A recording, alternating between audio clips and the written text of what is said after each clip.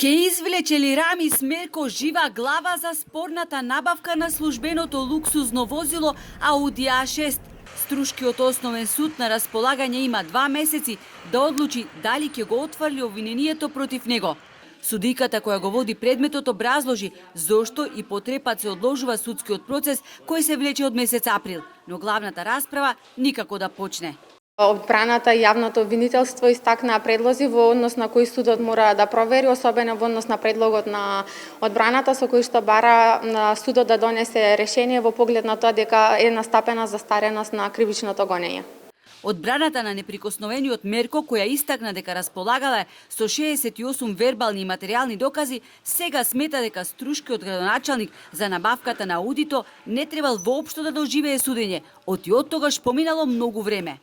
Обвинителниот акт од страна на јавното обвинителство е поднесено на 28 февруари 2024 година до Основниот кривичен суд Скопје, со кој обвинетиот се товари за дејство од 2018 година, што значи изминале повеќе од 5 години и судот требало согласно кривичниот законник да донесе решение со кое го одбива обвинителниот предлог.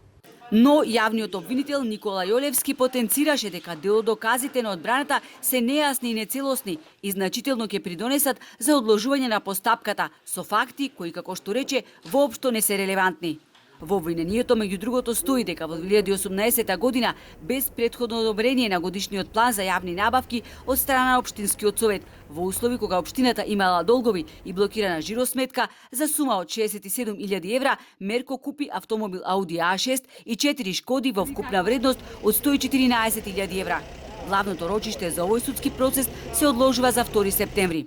Ова ќе биде жешка есен за Мерко, бидејќи против него се водат судски процеси за несовесно работење и прекршување на законот, затоа што поставил несоодветни директори на 4 училишта во Струга и Струшко.